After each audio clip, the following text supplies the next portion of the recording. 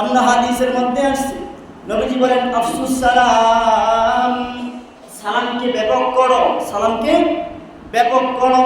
অন্য হাদিসের মধ্যে আসছে যখন কোনো মানুষ সারাদিনে 20টা সালাম দেয়, কয়টা সালাম? 20টা সালাম দেয়। যদি কেউ 20টা সালাম দিয়া ওই দিনে মারা যায় অথবা রাত্রে মারা যায়, আল্লাহ তাআলা তাকে শহীদের মর্যাদা দান করবেন। সুবহানাল্লাহ। দেখছেন সালামের কথা বুঝলেন? শুধু তাই না, এই সালাম সন্তান বাবার কাছে পাবে, বাবা সন্তানের কাছে পাবে, ছেলে মায়ের কাছে পাবে, মা ছেলের কাছে পাবে, মা মেয়ের কাছে পাবে, মেয়ে মার কাছে পাবে, দাদা দাদির কাছে পাবে, দাদি দাদার কাছে পাবে, দাদা নাতনির কাছে পাবে, নাতনিও দাদার কাছে পাবে, ভাই ভাইয়ের কাছে পাবে, বন্ধুর বন্ধুর কাছে পাবে, বান্ধবী বান্ধবীর কাছে পাবে, চাচা ভাতিজার কাছে পাবে, ভাতিজা চাচার কাছে পাবে, মামা ভাগিনার কাছে পাবে, ভাগিনা মামার কাছে পাবে। এইভাবে যখন ঘরের ভিতরে সালামটা প্রচলন হয়ে যাবে, এলাকার মধ্যে যখন স্ত্রী স্বামীকে সালাম দিবে, আলহামদুলিল্লাহ, আল্লাহ তাআলার দরবারে লাখো কোটি শুকর ও সুজুদ যে মহা মহিয়ান দয়াময় আল্লাহ আজকে পবিত্র জুমার দিন দুনিয়ার সমস্ত কাজ থেকে, দুনিয়ার সমস্ত ফিতনা ফাসাদ থেকে হেফাজত করে আপনাকে আমাকে মসজিদে আসার বসার তৌফিক দান করেছে। পাশাপাশি দ্বীনি কিছু কথা শ্রবণ করার মতো শক্তি হিম্মত আল্লাহ তাআলা আমাদেরকে দান করেছে। এই জন্য ওই দয়াময় আল্লাহ তাআলার দরবারে আল্লাহ তাআলার দেয়া জবান দিয়ে, কণ্ঠ দিয়ে, উঁচু আওয়াজে, উঁচু সুরে, জোরে সোরে বলি আলহামদুলিল্লাহ, আলহামদুলিল্লাহ। আপনারা গত 2 সপ্তাহ ধরে নবীজির আদর্শের আলোচনা শুনতেছিলেন, নবীজির সুন্নতের আলোচনা শুনতেছিলেন। আজকেও ইনশাআল্লাহ সেই আলোচনা করে আজকে ইনশাআল্লাহ আলোচনার ইতি টানব।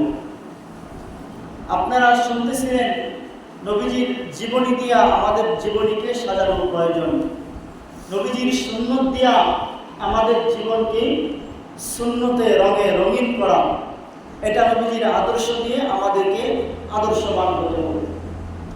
নবীজি যেভাবে চলছে সেভাবে আমাদের চলতে হবে। নবীজি যেমনে চলে আমাদেরকে শিখিয়েছে সেই চলা অনুযায়ী আমাদের চলতে হবে। তো আল্লাহ পাক রব্বুল আলামিন বলেন, কুল ইন কুনতুম তুহিব্বুনাল্লাহ ফাত্তাবিউনি ইউহিব্বুকুমুল্লাহ। নবীজি উম্মতদেরকে জানায় দেয়, কুল ইন কুনতুম তুহিব্বুনাল্লাহ, তোমরা যদি আল্লাহ তাআলার ভালোবাসা পেতে চাও, ইন কুনতুম তুহিব্বুনাল্লাহ, আল্লাহ তাআলার ভালোবাসা যদি পেতে চাও, ফাত্তাবিউনি ইউহিব্বুকুমুল্লাহ, তাহলে আমার অনুসরণ করো, আমার ইত্তিবা করো। আমি যেভাবে চলেছি, আমার সাহাবায়ে কেরাম যেভাবে চলেছে, যেই মত, যেই পথ, যেই আদর্শে চলেছি, যেভাবে চলেছে সাহাবায়ে কেরাম, এভাবে চলো। চললেই তাহলেই তোমরা আল্লাহ তাআলার ভালোবাসা পেয়ে যাবে। আর আল্লাহ তাআলার ভালোবাসা পেয়ে যাওয়ার পরে কি হবে?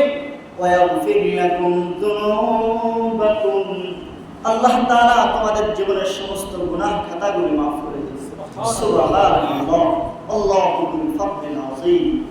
আল্লাহ তাআলা বড় দয়াশীল, বড় ক্ষমাশীল। আজকে নবীজির সুন্নত মাখা একটা হাদিস পড়েছি, এই হাদিসের মাধ্যমে ইনশাআল্লাহ আজকে আলোচনা শেষ করে দেব। হাদিসের মধ্যে বলা হয়েছে, লিল মুসলিমি আলাল মুসলিমি সিত্তুন বিল মারুফ, একজন মুসলমানের প্রতি আরেকজন মুসলমানের 6টা হক আছে। কয়টা হক? 6টা হক আছে। এটা আপনি আমার কাছে পান, আমি আপনার কাছে পাই। মোট কথা একজন মুসলমান আরেকজন মুসলমানের কাছে পান, ঠিক আছে ইনশাআল্লাহ। সেই 6টা কি? 1 নম্বরে বলতেছি, লিল মুসলিমি আলাল মুসলিমি সিত্তুন বিল মারুফি ওয়া ইউসাল্লিমু আলাইহি ইযা লাকিয়াহু। 1 নম্বরে সালাম দেওয়া। কি দেওয়া? সালাম দেওয়া। সালাম আমি আপনার কাছে পাই, আপনি আমার কাছে পান। সালামের প্রচলন করা, বেশি বেশি সালাম দেওয়া। অন্য হাদিসের মধ্যে আছে, নবীজি যখন মদিনায় আসে, সাহাবায়ে কেরামরা তার কাছে আসছে।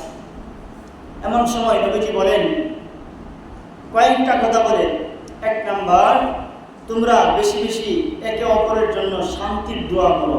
কিসের দোয়া? শান্তির দোয়া। শান্তির দোয়া মানে সালাম। কি? সালাম।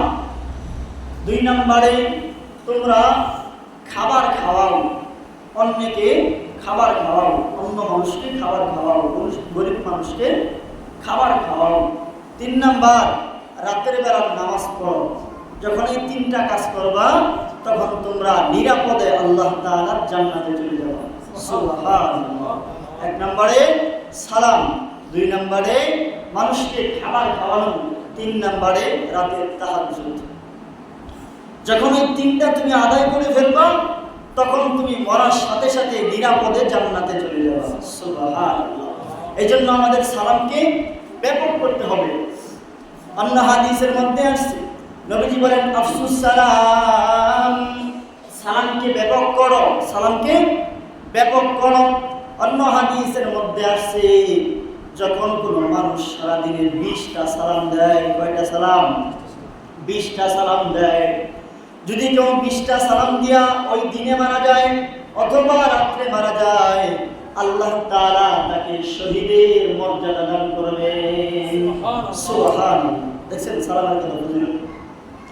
শুধু তাই না, এই সালাম সন্তান বাবার কাছে পাবে, বাবা সন্তানের কাছে পাবে, ছেলে মায়ের কাছে পাবে, মা ছেলের কাছে পাবে, মা মেয়ের কাছে পাবে, মেয়ে মার কাছে পাবে, দাদা দাদির কাছে পাবে, দাদি দাদার কাছে পাবে, দাদা নাতনির কাছে পাবে, নাতনিও দাদার কাছে পাবে, ভাই ভাইয়ের কাছে পাবে, বন্ধুর বন্ধুর কাছে পাবে, বান্ধবী বান্ধবীর কাছে পাবে, চাচা ভাতিজার কাছে পাবে, ভাতিজা চাচার কাছে পাবে, মামা ভাগিনার কাছে পাবে, ভাগিনা মামার কাছে পাবে।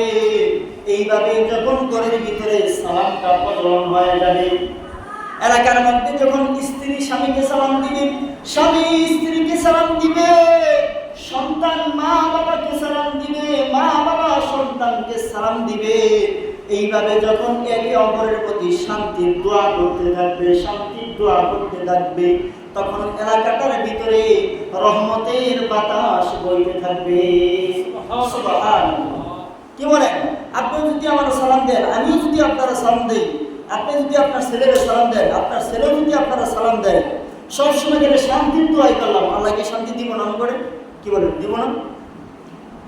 এখন তো আমরা ছেলেরা বাবাদেরকে সালাম দিতে বড় লজ্জা পাই, শরম পাই। কেন? কারণ বাপে কোনোদিন আমরা সালাম দেয় নাই, এই জন্য আমার লজ্জা লাগে বাবারা সালাম দিই।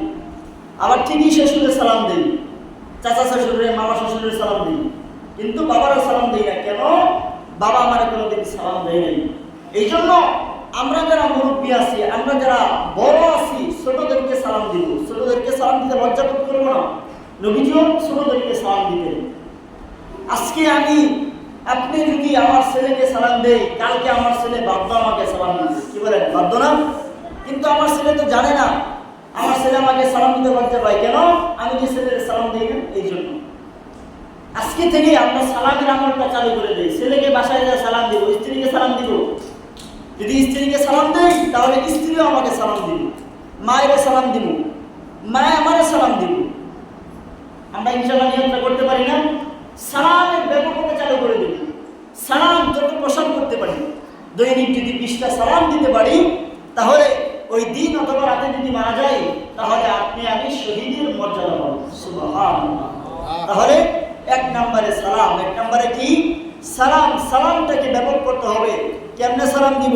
একটা আছে রাজনীতি সালাম, আর একটা ইংলিশ সালাম, আর একটা বাংলা সালাম, আর একটা আরবি সালাম। সালাম কয়টা হইল? 3টা 4টা না?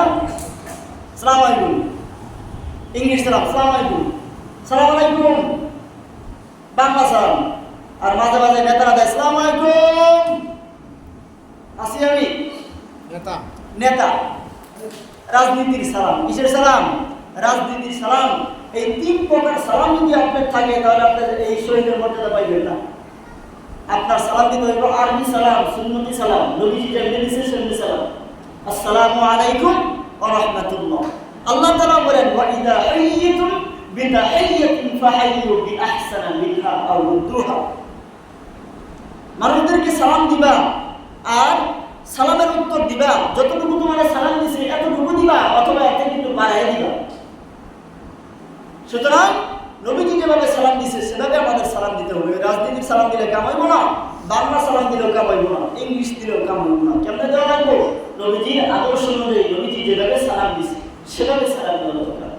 তাহলে 1 নম্বরে গেল সালাম লিল মুসলিমি আলাল মুসলিমি সিত্তুন বিল মারুফ ওয়া ইউসাল্লিমু আলাইহি ইযা লাকিয়াহু।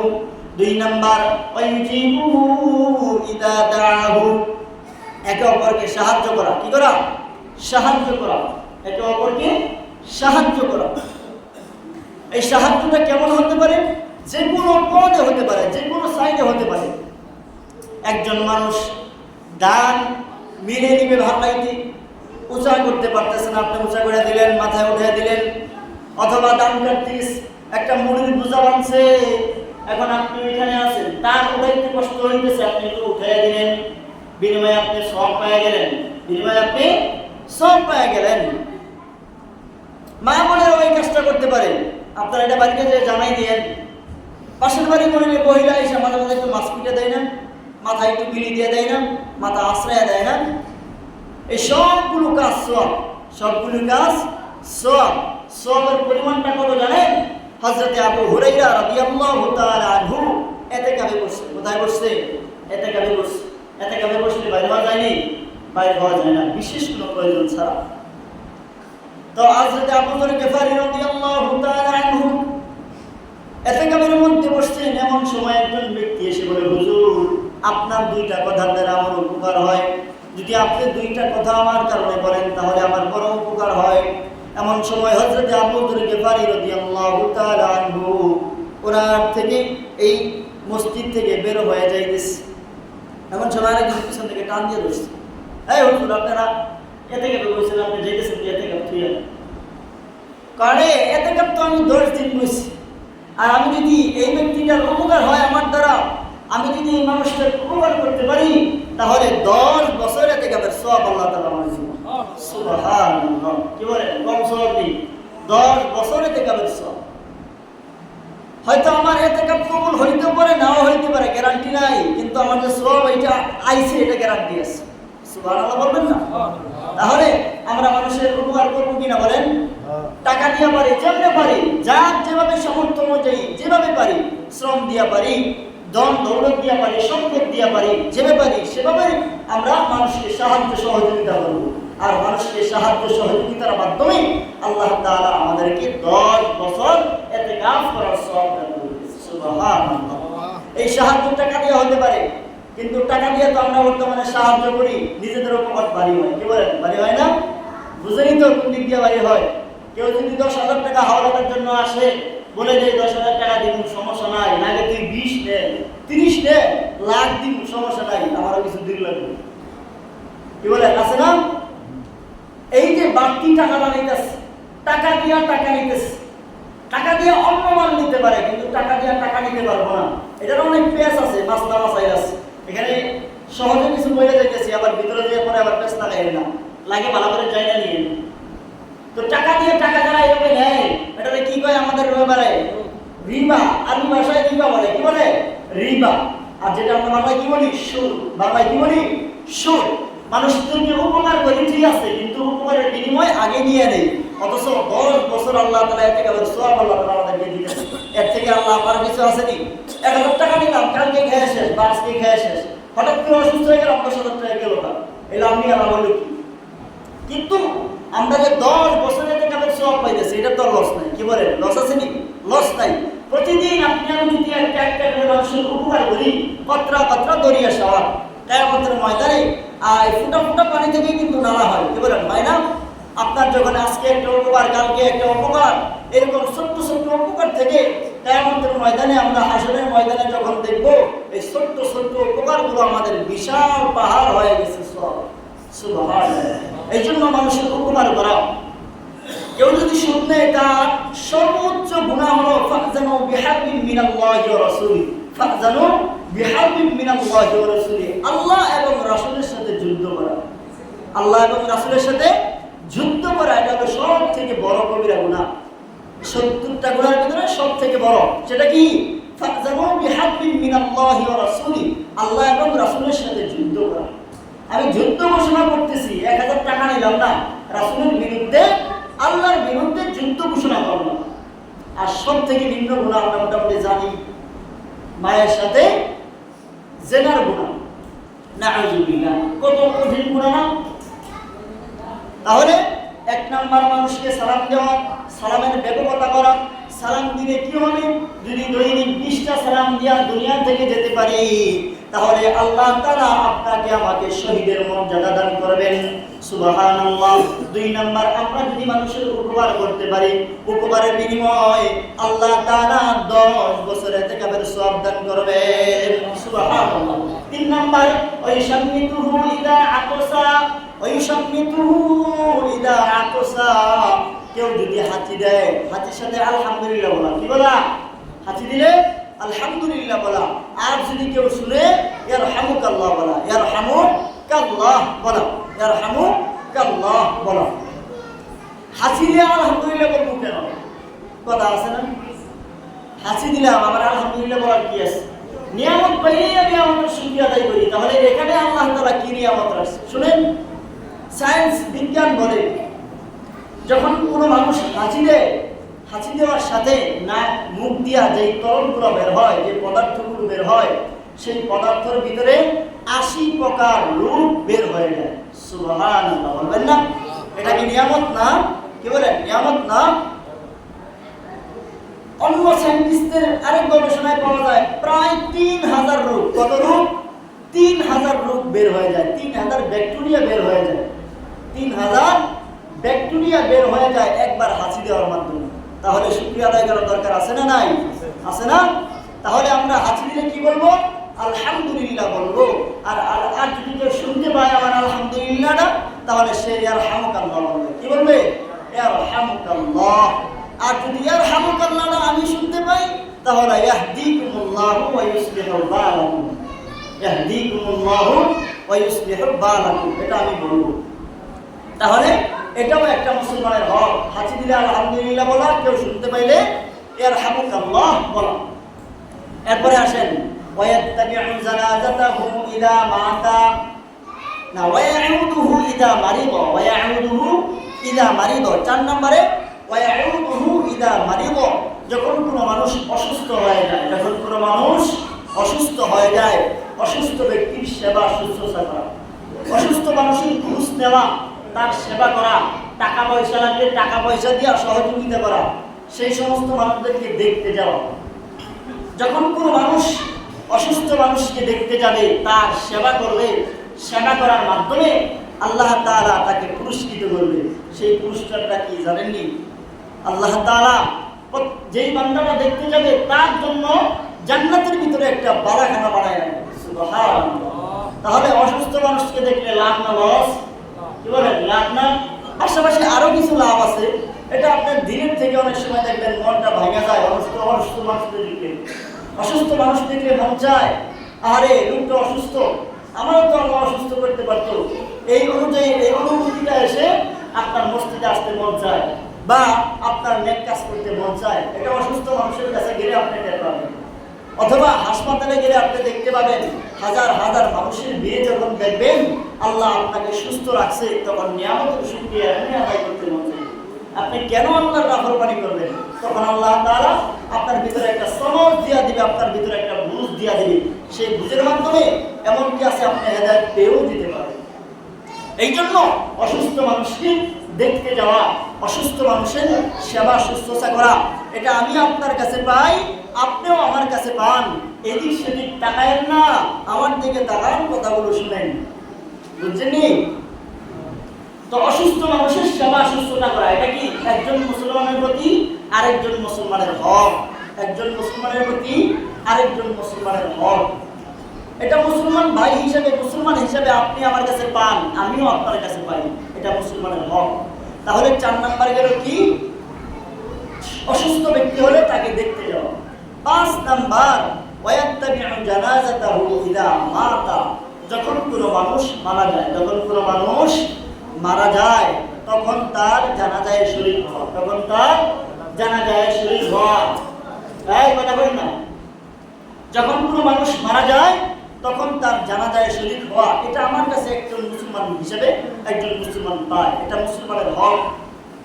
কেউ মারা গেলে যদি আমরা কেউ জানাজা না পড়ি তাহলে সবাই গুনাহগার হব, আর যদি কয়েকদিন পড়ে ফেলাই তো আদায় হয়ে গেল।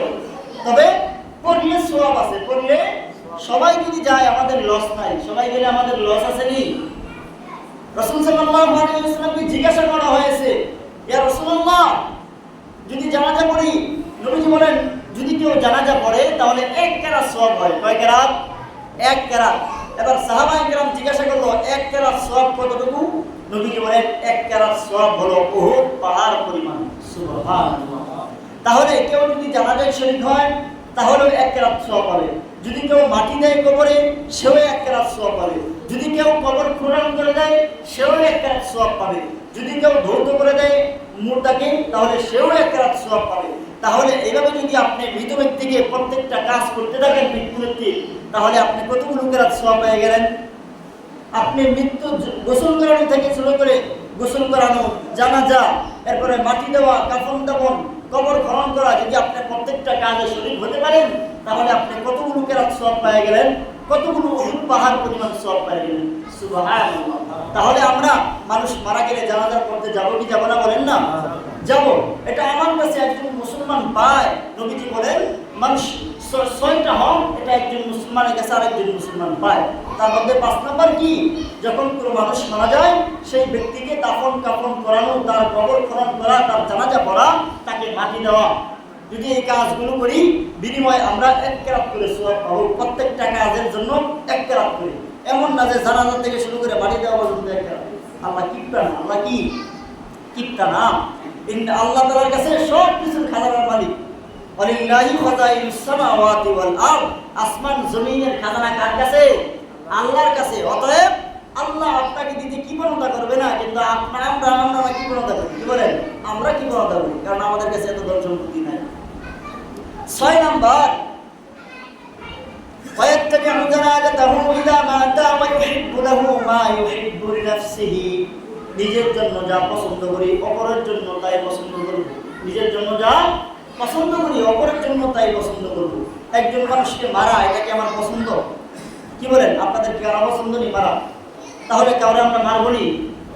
একজন মানুষকে ঠকানো এটা কি নিজের পছন্দ? আপনাদের যদি কেউ ঠকায় আপনার ভালো লাগবে? তাহলে আপনি কি কাউরে ঠকাইবেন? একজন মানুষকে জুলুম করা এটা কি আপনার ভালো লাগে? ভালো লাগে না, অবশ্যই ভালো লাগে না, এটা আপনার খারাপ লাগে। অতএব কারো প্রতি জুলুম করবো না, কারো প্রতি নির্যাতন করবো না, কাউরে মারবো না। নিজের যেটা ভালো লাগে অপরের জন্য সেটা আমরা করবো, তাই না? যাকাত দিব, নিজের মহাব্বত আছে না টাকার প্রতি, এই মহাব্বতের টাকা থেকে মানুষকে যাকাত দিব। নিজের পাঞ্জাবি পড়তে ভালো লাগে, একটা গরিব মানুষকে একটা পাঞ্জাবি দেই। নিজের টুপি পড়তে ভালো লাগে, মানুষকে একটা টুপি দেই। নিজের সচ্ছলতার সাথে চলতে ভালো লাগে, কোনো একটা গরিব মানুষকে সচ্ছলতার জন্য কিছু টাকা পয়সা দেই।